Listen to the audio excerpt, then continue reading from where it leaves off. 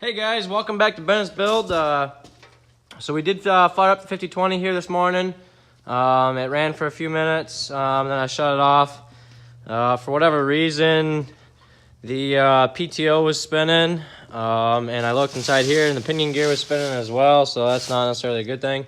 I shut it off right away. None of that, to me, should be able to spin. I've got it unhooked up here in the front, or the hydraulic pump is unhooked in the front, so none of that should necessarily be spinning, just the motor per se. But it did sound good. It's still leaking a little bit out of this number one, or this cylinder back here. I'm not sure which cylinder it is, if it's 1 or 6. And then I got a little bit of a leak here and up there where that clamp is, which is fine because I've got a turbo kit for this tractor. It's a complete 5020 M&W turbo kit. It come off of a 5020. I bought it for $150, complete kit. Has a turbo, has the stand that bolts to the manifold. It has the intake, or the intake piece. It also has the riser intake piece.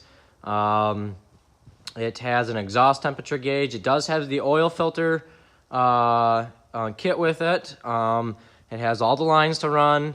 The only thing I was looking at this morning on my motor is that for my oil return, I know a lot of people put their return right here, but there's no fitting or plug. So my question is, do I drill and tap that? Or can I run off of this line up here? I'm not sure what that line is. Can I put a T in there, cap one side, and then run the line that's hooked up to it in there, and then run my return in through the other side on the T? If I'm wondering if that would work, so I don't have to drill and tap that cover right there. Now I could take that cover off, I guess, and see what's on the back side of it before obviously I drill and tap it. But so that's my question for you guys. What do you suggest I do? I'm still not 100% sure I'm gonna put the turbo kit on the 5020 yet. I've got to get the turbo looked at. The only reason the other guy took it off his 5020 is because he was selling it, and the person that was buying it didn't like the fact that there was oil all over the turbo and stuff, so he thought maybe the turbo was bad. I'm going to get it checked out, see what they say. But it looks really nice. There's nothing wrong with it. The turbo wheel, the billet wheel in there doesn't have much free play in it at all. I know they have a little bit, but there's not much at all. It does spin, so everything's there. Like I said, the plate's there, the oil filter's even there, exhaust temperature gauge, all the hoses, all the hookups, bolts, everything. So, yeah, we're getting close, guys. I've got the bearings ordered for the differential. I've got them already in, so we got the new bearings for the differential down here, which are one's gonna go there and one's gonna go over here.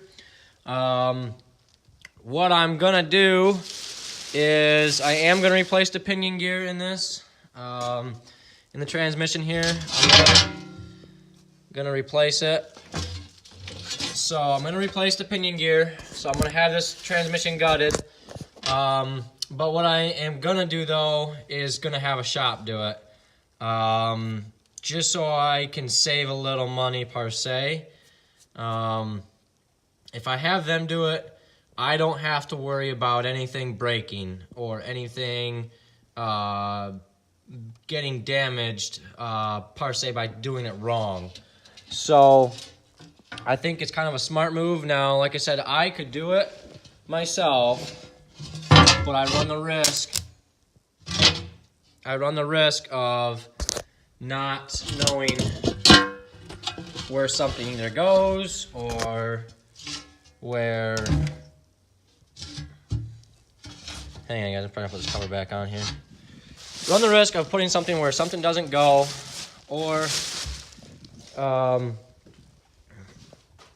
something getting broken that shouldn't be broken. So I'm gonna split it the transmission, and I'm gonna take the whole rear end, and I'm gonna take it down to a local mechanic shop that I have that works on all these tractors, does really good. His labor rate is pretty cheap, decent cheap, I say. I mean, it's not cheap, but it's it's a good labor rate price for what he does compared to John Deere or anybody else. And I'm going to have him completely gut the transmission, replace all the bearings. The synchros are, I'm pretty sure the synchros are new, about 500-600 hours ago. So I'm not going to have him replace those unless he says something or sees something he doesn't like. And then I'm going to have him completely reassemble the differential. I'm going to take the final drives with me. I'm going to have him bolt everything back up. Or I'll ask him if he wants me just to do that. I can do that as well. It's not a big deal. I'm going to have him replace the disc pads for the brakes. And then once I get that back, then I'll bring it back up here, bolt it back on, and everything will be good to go. And I'll be able to fire it up and be able to drive it out of here, guys. So, yeah, so thanks for watching Bennetts Build. Please comment, rate, and subscribe. And like I was saying, if you guys have any ideas on how to run the return line for the turbo kit, let me know. I'd be greatly appreciated. I know I watched one lonely farmer install his turbo kit, and he did drill and tap a hole down here. I'm just not real confident on how I would do that, my abilities to do that. So I was just curious if there was something else that I could do for the return line. So yeah, thanks for watching, guys, and please leave a comment.